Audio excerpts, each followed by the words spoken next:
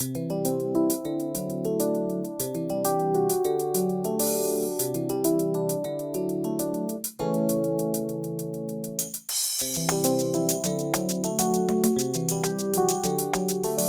watching FISCalTv.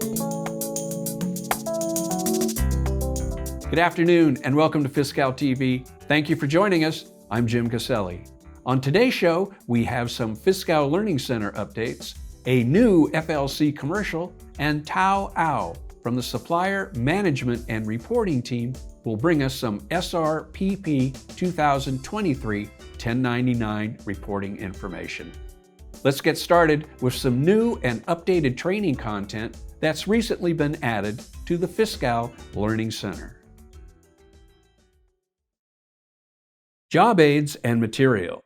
AP 1003 Voucher Processing Curriculum Slides is new. FISCal 418 1099 Withholding Adjustment Interface has been updated, and FISCal 486 How to Use the Purchase Order Upload INFPO 119 has been updated. Online classes. AP Demo. Accounts Payable Work Center. Certifying vouchers under penalty of perjury. Create a regular AP voucher with a PO receipt. Create a regular AP voucher without a PO.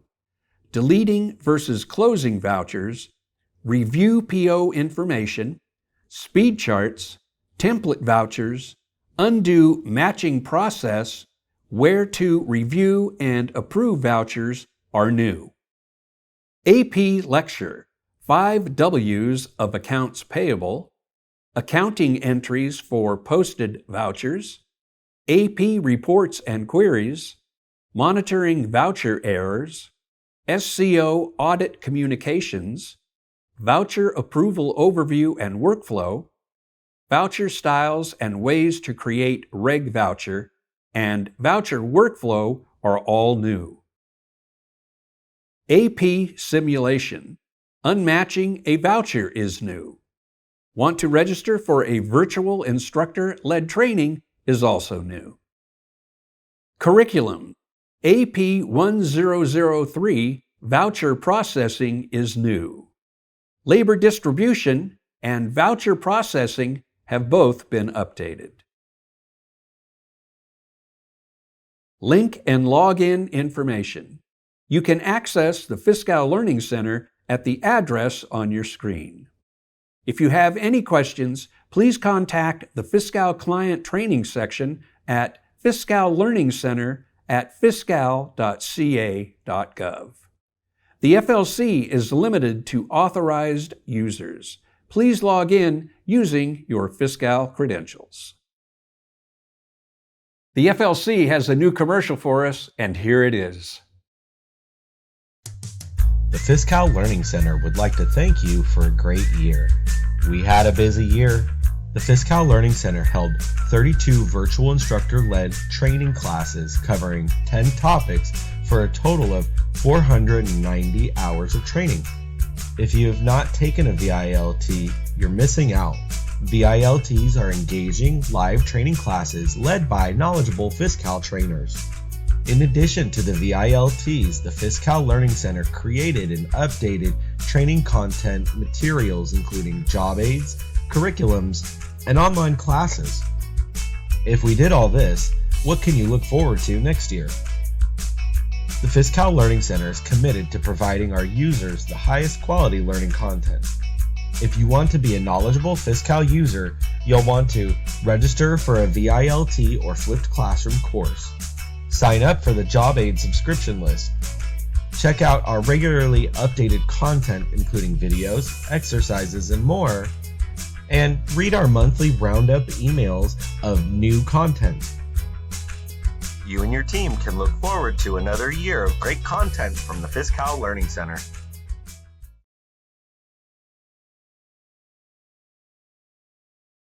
Thanks to the FLC for that. And you can watch this commercial again when we post this episode of FISCalTv to our YouTube channel in a couple of days. I recently sat down with Thao Au, from the Supplier Management and Reporting Team. She has some SRPP 2023 1099 reporting information. Here's our conversation. Thao, thanks again for joining us on FISCalTv. It's always great to see you. Hi, Jim. Thank you for inviting us, and it's my pleasure to join this segment. And if you're here, I'm sure you're always here about 1099 reporting. We have a lot of questions, so let's get to the first one.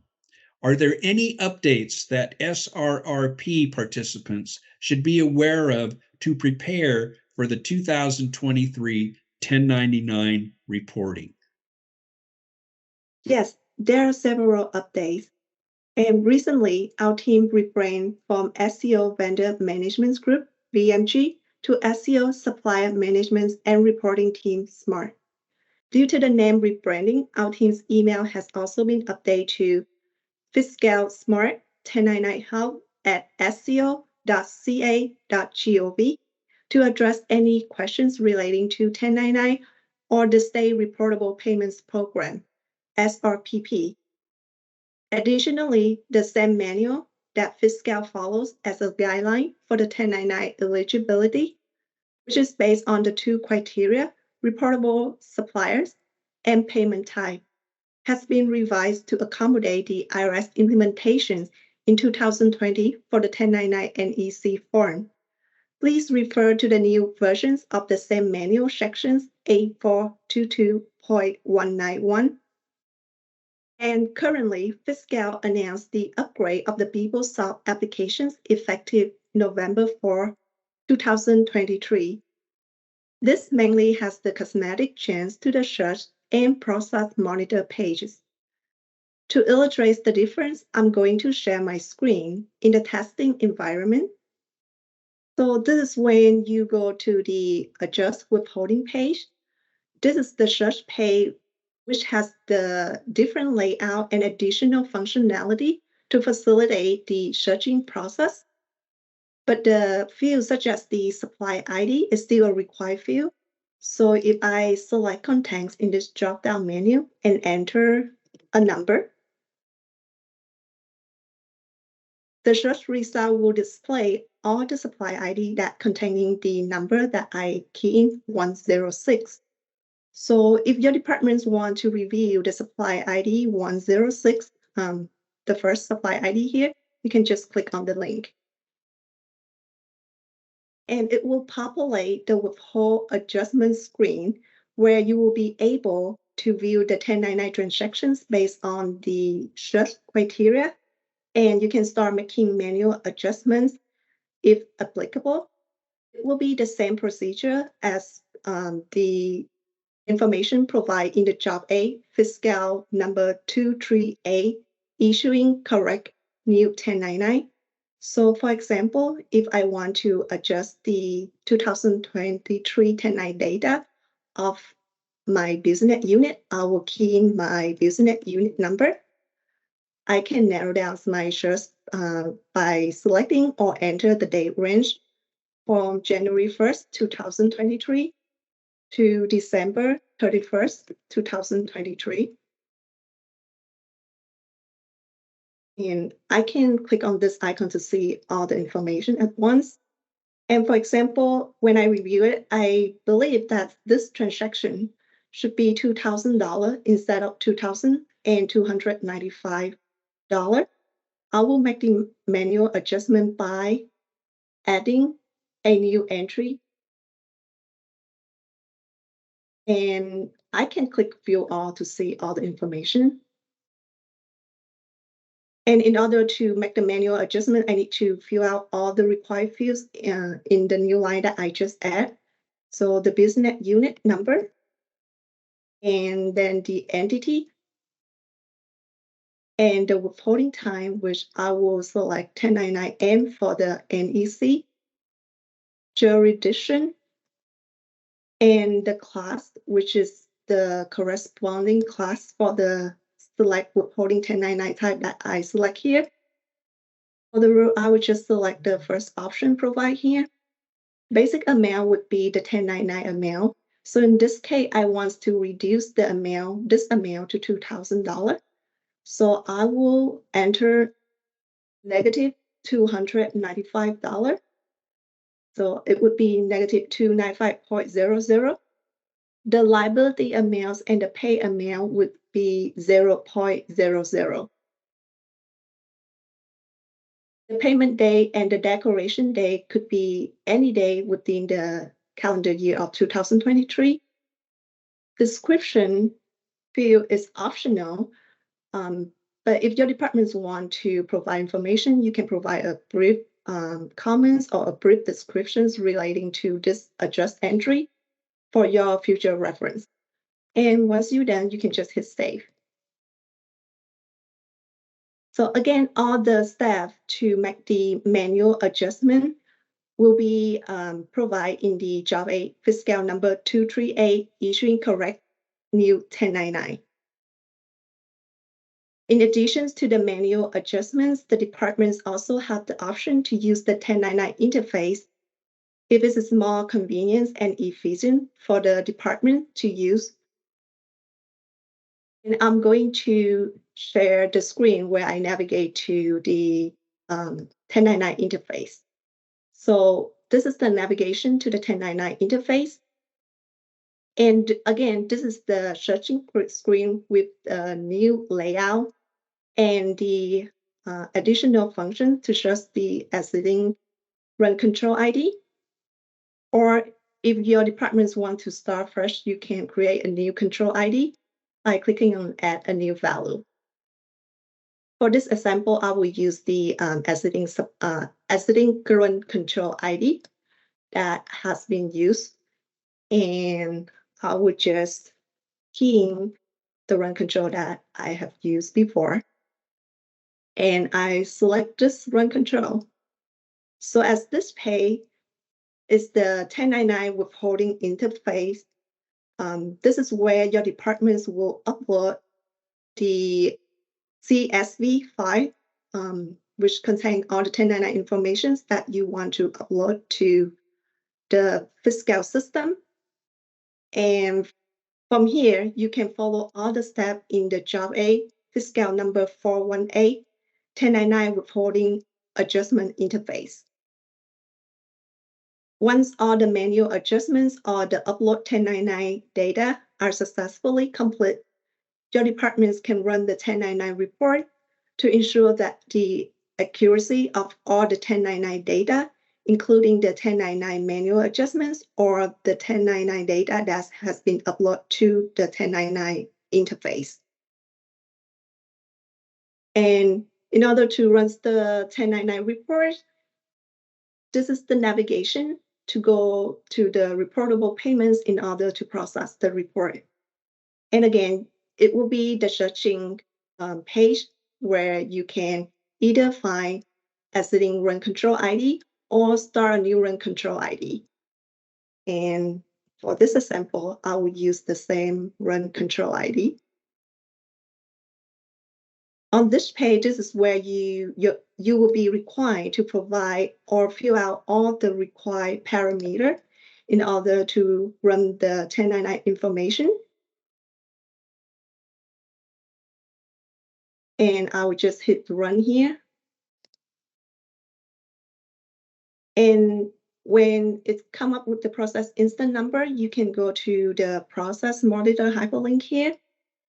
So you can see that on the process monitor screen, there's minor change in the layout, whereas the instant number can be searched by using the range hyperlink here.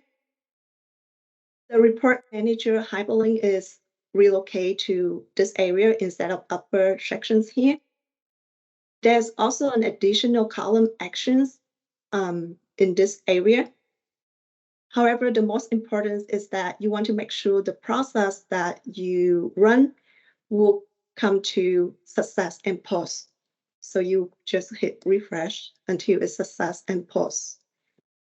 And then you can go to the report manager link.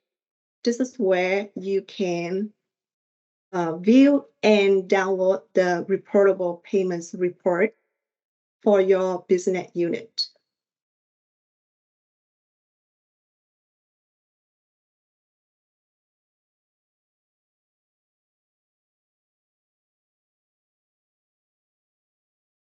So again, this is the example of the detailed reportable payments report and all the steps or the procedure to obtain the reportable payments report. Both the detail and summary report will be provided in the Job 8 FISCal number 417, run the 1099 reportable payments report. Okay, Tao, several departments requested to change the 1099 reportable payments report to the Excel tabular format. Is there any update on this? So our team is informed that they are still processing and testing by the FISCal FSC team because the 1099 reports integrate data from multiple resources for calculations, as well as tracing the 1099 information. It will take time for reviewing, testing, and evaluation. Therefore, it won't be ready for the 1099 reporting of this year, 2023. So please continue to use the Excel report format of the 1099 reportable payments report, indicate in the Job 8 FISCal number 417 on the 1099 reportable payments report. The estimate time frame to complete this enhancement is still unknown, but the Job 8 number 417 will be updated when it is successfully implemented into the system. Well, that's good to know that it'll be updated to get that information in there. The due date of the 2023 1099 reports to SMART is January 3rd, 2024. Can departments request an extension on that date? So our team SMART has a due date with the SEO disbursement team, who partners and help us with printing, mailing all the 1099 forms to the recipients by January 31st, 2024 to meet the IRS deadline. This mailing process requires SEO disbursement team additional processing time besides their regular mailing activities, including the W-2. Plus, this is the final 1099 report providing information from January 1st to December 31st, 2023. So it's hard to grant an extension. We appreciate if your departments can provide the certified reports on time by January 3rd, 2024. Okay, so January 3rd, 2024, that's the date. Is the due date of the Excel template report 1099S also January 3rd, 2024? Yes, it is the same day on January 3rd, 2024. Our team has reached out to all departments, including both FISCal and the deferred exam departments, who have 1099S reporting or the confidential 1099 payments that require 1099 reporting outside of FISCal. If you have not received the detailed information with the confirmed due date from our teams, or have any questions regarding the Excel template, please contact us as FISCal Smart 1099 Help at seo.ca.gov. Okay, and I'll certainly repeat that email address and we'll put it up on the screen at the end of our segment. To clarify, when a nonprofit corporation is paid through FISCal using a 1099 account per the DOF charts of accounts, is this payment 1099 reportable? In this case, no, because the supplier is a non-reportable supplier. And I will share a table as examples of different situations to determine when the payment is 1099 reportable or not. So the payment is not 1099 reportable when the payment is made against a non-reportable supplier using a 1099 account, or when the payment to a reportable supplier without using a 1099 account, or when the payment was paid to a non-reportable supplier using a non-1099 account. The payment is 1099 reportable only when the payment is paid to a reportable supplier using a 1099 account in the vouchers.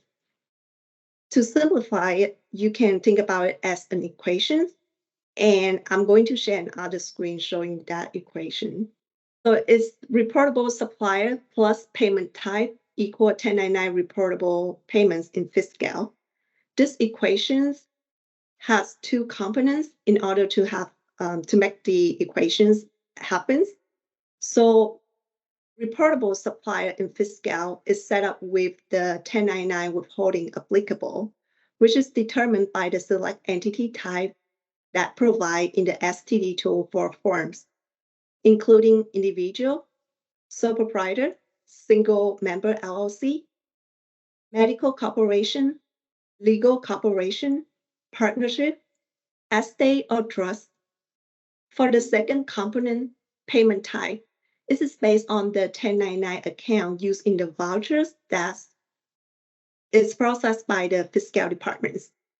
Information about the 1099 account code number can be found in the Departments of Finance DOF website, Chart of Accounts COA crosswork. This is different for the deferred exam departments who have payment transactions outside of FISCal, and they need to refer to the same manual, sections A422.191, to determine the payment type that qualify for the 1099 reporting. If you need more detailed information, in addition to the year-end communication that has been sent out to all departments on November 22nd, 2023, you can refer to the FISCalTv, episode 38 for the FISCal departments, and episode 39 for the SRPP and deferred exam departments. Okay, and I would like to remind everybody that those FISCalTv episodes can be found on our FISCalTv YouTube page. And you spoke about deferred and exempt departments, Thao. What is the due date for the deferred exempt departments who choose to report 1099 independently? So deferred exam departments who choose to report 1099 independently will be fully responsible for timely transmitting the 1099 files to IRS and FTB, as well as mailing 1099 forms to the recipients. Please refer to the IRS and FTB websites for all the requirements. Deferred exam departments who select to opt out the SRPP for 2023 1099 reporting may still receive the year-end communication from FISCal in case if you change the decisions or need to update the contact information. But generally, no response is required for deferred exam departments who already confirmed that they will not participate in the SRPP. Thao, thanks again for being with us today. That certainly is great information. 1099, it's something you can't beat, right? You have to take care of it. So again, thank you for all the information. I'm sure the departments are very appreciative. Thank you, Jim. Thanks again to Thao for that 1099 information. Remember, if you have any questions, you can email them to fiscalsmart1099help@sco.ca.gov. That's our show for today. I'd like to thank Thao Au for being with us, and as always, thank you for joining us. If you would like to see this or any of our FISCalTv episodes, you can find them on our YouTube channel. Don't forget to let your colleagues know about us, and from everyone here at FISCalTv, thanks for being with us today. We look forward to bringing you another year of informative programs beginning in January. We'll see you then, and happy holidays from all of us at FISCalTv.